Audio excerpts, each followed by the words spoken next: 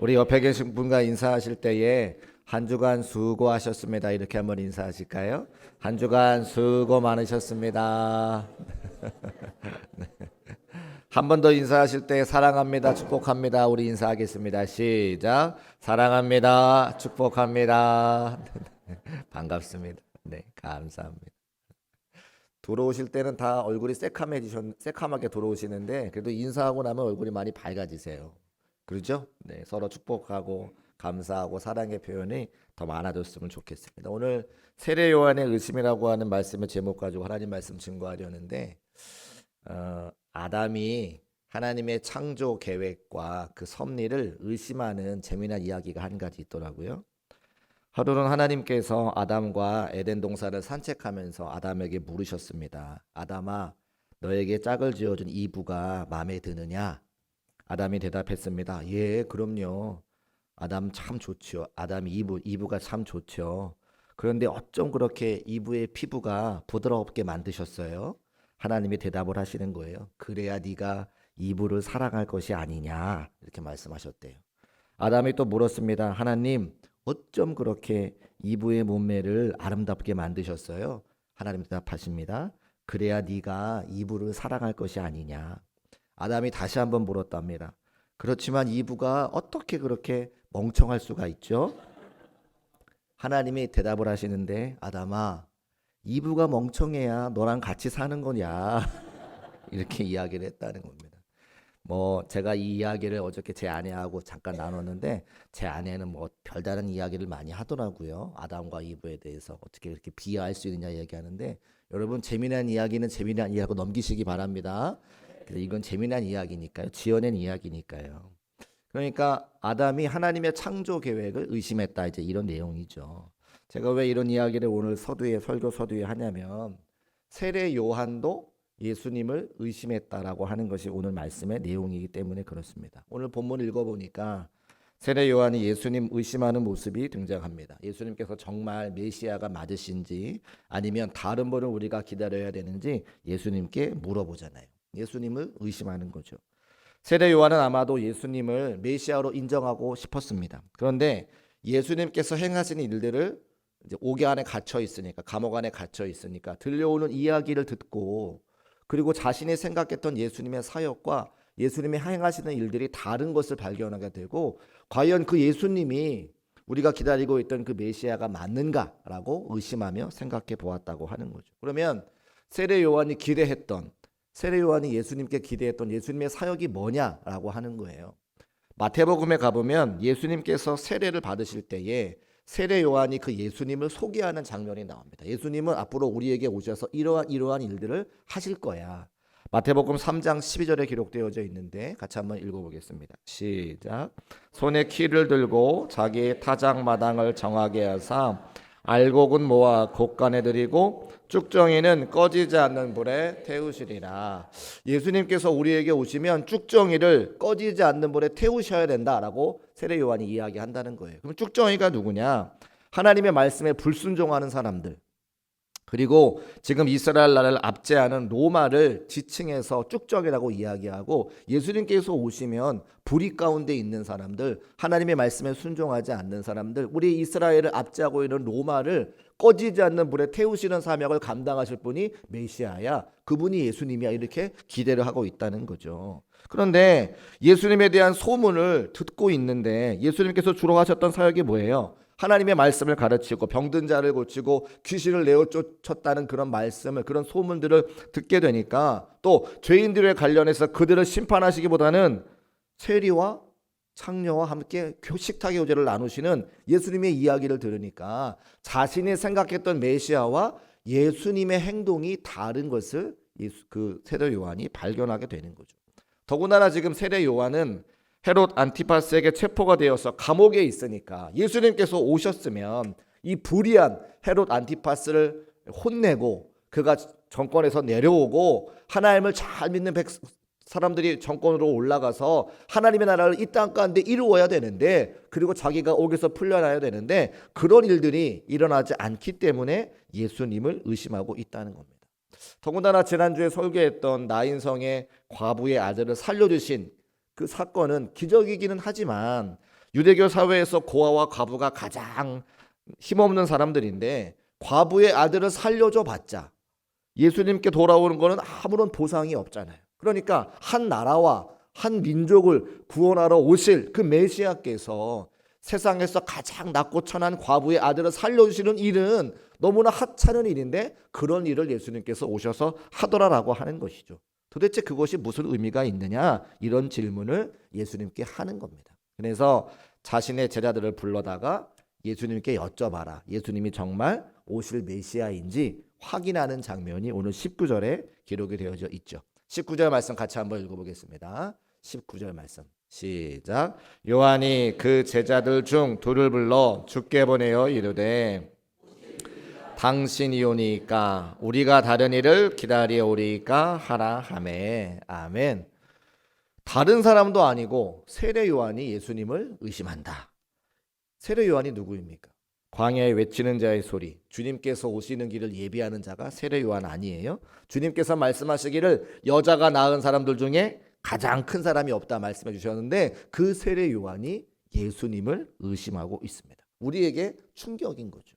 그런데 충격이기도 하면서 한편으로 안심이 되는 것은 무엇이냐면 세례 요한도 의심했으니까 우리가 의심하는 것은 어찌 보면 당연하다라고 안심할 수도 있는 겁니다. 왜요? 누구나 의심할 수가 있기 때문입니다. 신앙이 아무리 좋은 사람이라 할지라도, 직분을 갖고 있는 사람이라 할지라도, 신앙의 연륜이 많은 사람이라 할지라도 세례 요한도 의심했으니까 우리도 의심할 수 있다고 하는 거죠.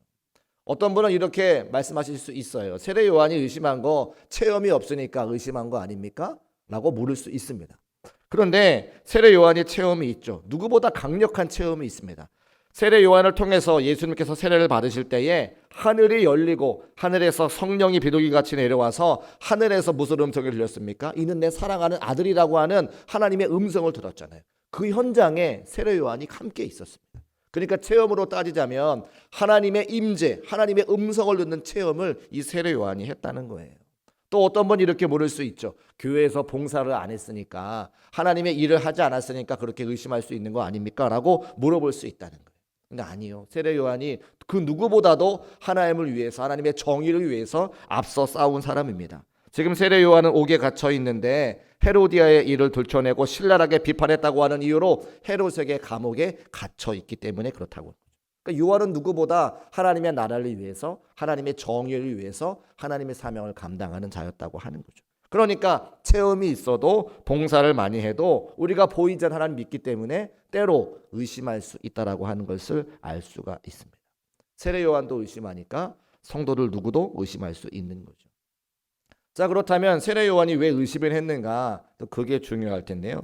누가복음 7장 오늘 함께 읽은 본문에서 예수님께서 세례 요한의 질문에 답하신 것을 보면 세례 요한이 왜 의심했는지를 알 수가 있습니다. 7장 22절의 말씀을 우리 같이 한번 읽어보겠습니다. 시작. 예수께서 대답하여 이르시되 너희가 가서 보고 들은 것을 요한에게 알리되 맹인이 보며 못 걷는 사람이 걸으며 나병 환자가 깨끗함을 받으며 귀먹은 사람이 들으며 죽은 자가 살아나며 가난한 자에게 복음이 전파된다 하라. 아멘. 예수님께서 맹인을 보게 하시고 못 걷는 사람을 걷게 하시고 나병 환자를 깨끗하게 하시고 귀먹은 사람을 듣게 하시고 죽은 자가 살아나게 하는 역사를 그동안 행하셨습니다. 대단한 일이죠. 기적입니다. 그런데 그 당시에 예수님을 따라다니던 사람들은 이 일을 자주 받겠습니까? 자주 받겠습니까? 자주 받겠죠. 예수님을 따라다닌 사람들은 기적과 같은 일들을 일상적으로 봤을 거라 이 말입니다. 예수님께서 수많은 병자를 고치셨고 귀신을 내어 쫓으셨고 가는 곳마다 회당에서 주의 말씀을 전하셨기 때문에 예수님을 꾸준히 잘 따라다녔다면 이 기적과 같은 광경들을 자주 목격했을 거라 이 말입니다. 그런데 오늘 말씀을 가만히 유추해 보자면 세례 요한은 이 광경을 본 적이 없는 것 같아요. 왜냐하면 예수님께서 요한의 대답에게 뭐라 말씀하시냐면 너희들이 가서 너희들이 보고 들은 바를 세례 요한에게 알려주어라 이렇게 이야기하기 때문입니다. 다른 사람은 흔하게 알 수 있는 이 일을 정작 세례 요한은 왜 모르고 있는가? 지금 현재야 감옥에 갇혀 있기 때문에 보지 못한다고 할 수 있지만 예수님께서 사역을 시작하자마자 세례 요한이 감옥에 들어간 게 아니에요. 성경을 보면 분명히 예수님께서 사역을 시작하시고 세례를 주기 시작하시는데, 당신의 사역을 시작하시는데 세례 요한도 한편에서 또 다른 세례를 주고 있는 것을 볼 수가 있습니다. 어떻게 알 수가 있느냐? 누가복음 7장 18절 말씀에 그 말씀에 힌트가 있습니다. 우리 18절 말씀 함께 읽어보겠습니다. 시작. 요한의 제자들이 이 모든 일을 그에게 알리니. 무엇이 힌트일까요? 요한의 제자들이라고 기록되어 있죠. 자, 요한이 맡겨져 있는 사역이 뭡니까? 사명이 뭡니까? 광야에 외치는 자의 소리로서 예수님이 오실 길을 예비하는 역할이 그에게 맡겨져 있죠. 그러면 예수님께서 이 땅에 오셔서 세례 요한을 통해서 세례를 받으셨습니다. 그럼 자기 할 일은 다 한 거예요. 그럼 어떻게 해야 됩니까? 예수님을 따라가야죠. 자기가 또 다른 세례를 줄 것이 아니라, 자기가 또 다른 제자를 만들 것이 아니라 세례 요한도 예수님을 따라가야 되고 자신의 제자들도 예수님 따라갈 수 있도록 하는 것이 그 다음에 세례 요한의 역할이라고 하는 겁니다. 그런데 세례 요한이 예수님 따라가지 않고 자신의 제자들을 만들었다고 하는 것은 그가 예수님과 상관없는 자기의 일을 한 것을 볼 수가 있는 거죠. 그들이 앞으로 어떤 일을 하느냐? 요한의 제자들이 앞으로 어떤 일을 하느냐? 예수님을 적대합니다.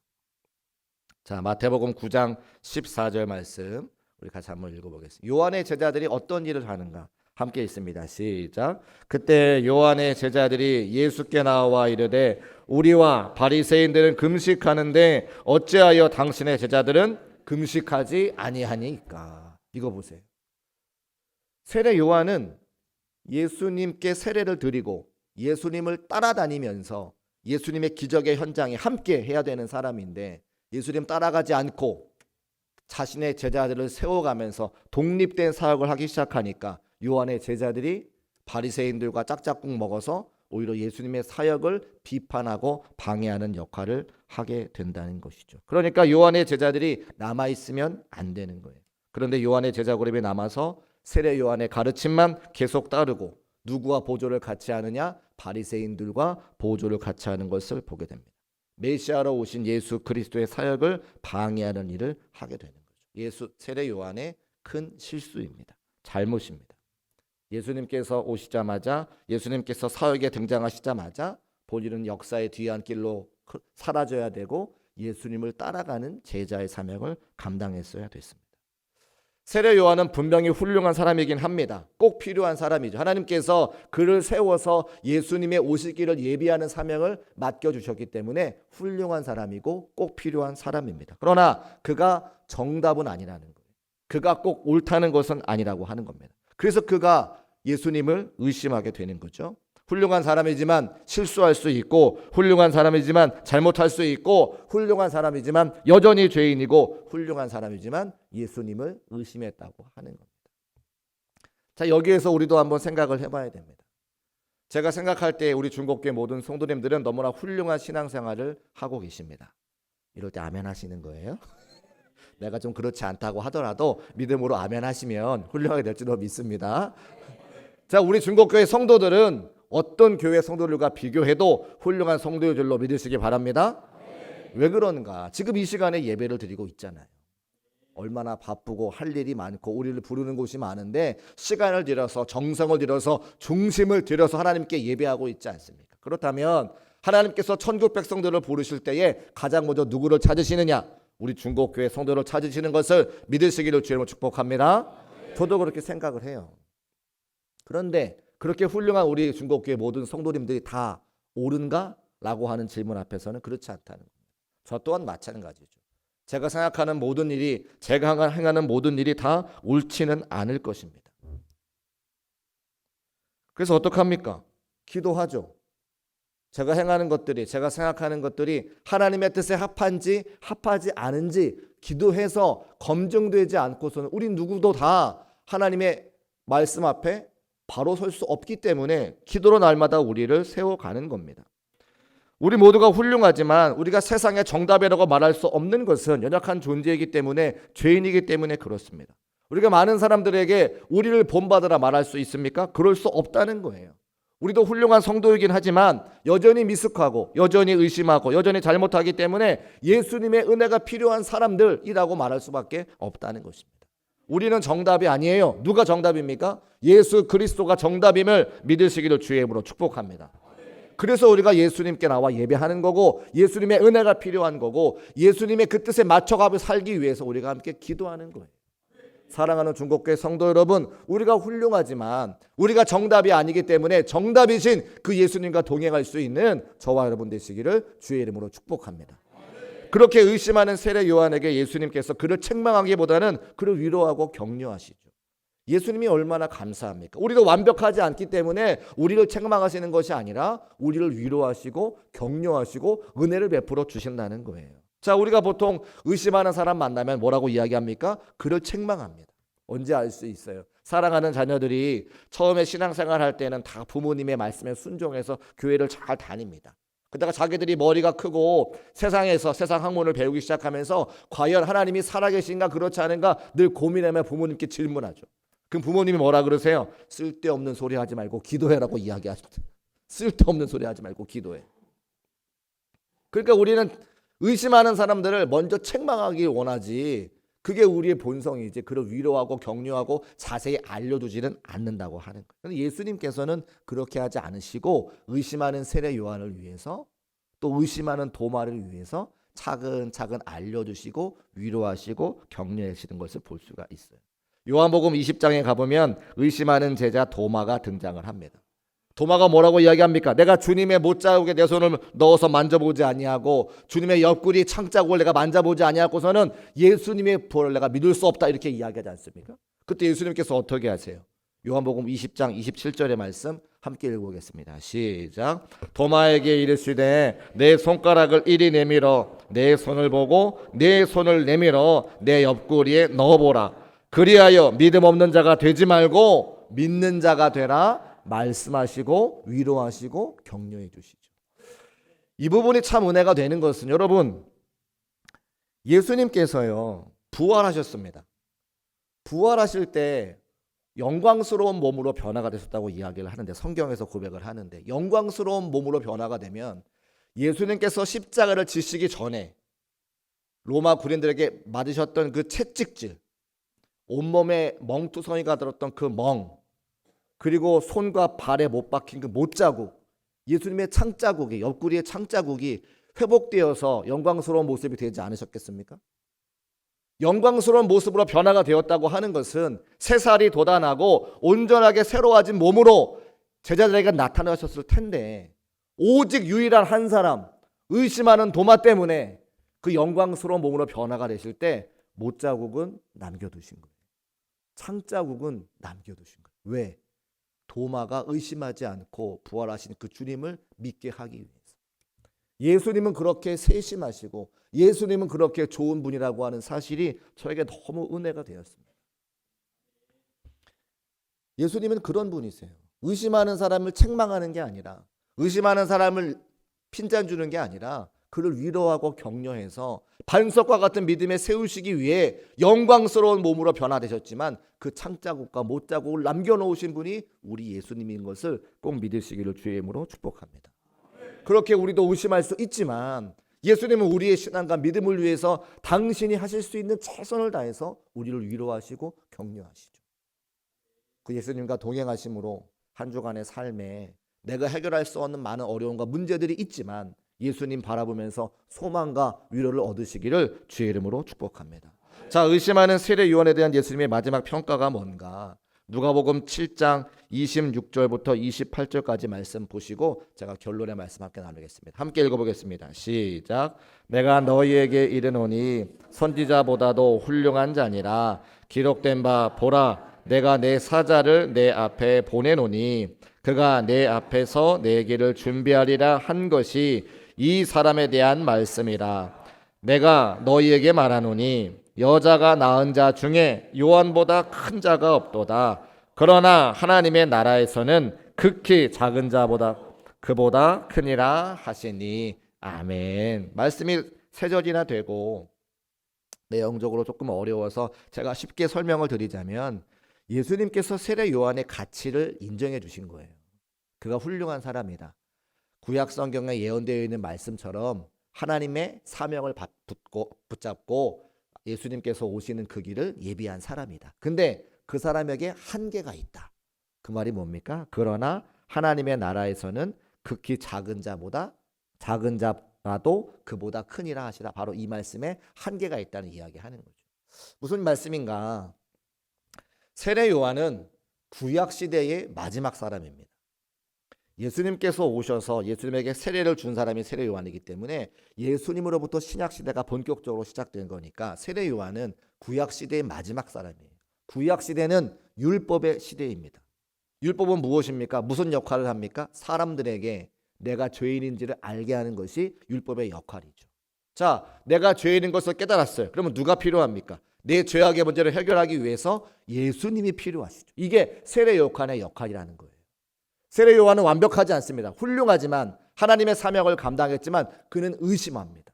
그는 잘못 행했습니다.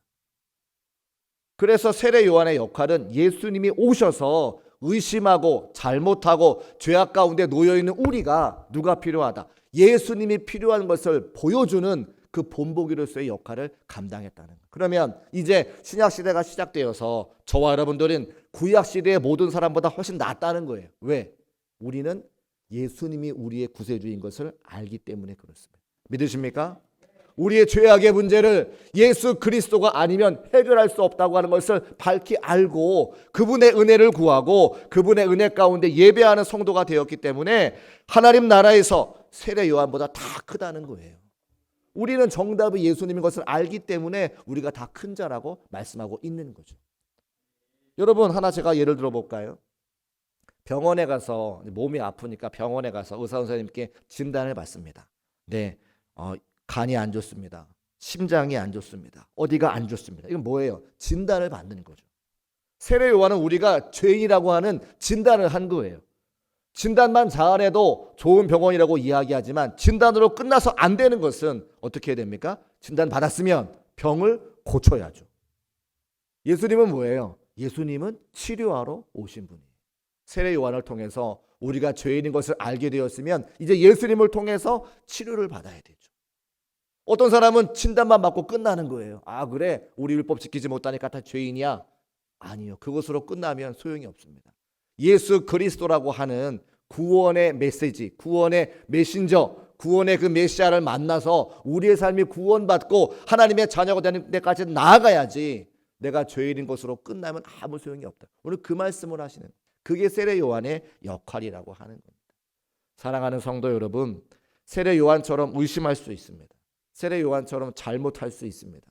그러나 그것으로 끝나서는 안 되고 예수 그리스도가 우리 삶의 구원자요 구세주요 나의 죄악의 문제를 해결할 수 있는 분인 것을 반드시 알고 그분의 은혜를 구하고 함께 예비할 수 있는 우리 중국교회 모든 성도의 삶이 되시기를 주님의 이름으로 축복합니다. 이제 말씀의 결론을 맺겠습니다. 세례 요한도 의심했습니다. 우리도 신앙생활과 믿음 생활에 의심할 수 있죠. 그러나 예수님은 세례 요한을 책망하지 않으셨어요. 그의 역할을 인정하셨습니다.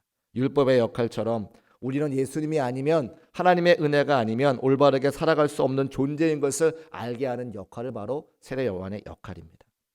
그리고 나서 우리가 해야 될 일은 무엇입니까? 이제 예수님을 우리의 구세주로 고백하는 거죠. 의심하는 것이 아니라 예수 그리스도가 우리에게 메시아로 오셨고 우리에게 그리스도로 오셔서 이 죄악의 문제를 해결하실 유일한 한 분, 우리 삶의 정답인 것을 고백하는 것을 예수님께서 원하시는 거예요. 우리 중국교회 모든 성도들이 예수님이 없으면 살 수 없음을 고백할 수 있는, 그리고 예수 그리스도 한 분만으로 만족하고 감사하며 그분과 동행하기로 결단하는 우리 중국교회 모든 성도의 삶이 되시기를 주님의 이름으로 축복합니다.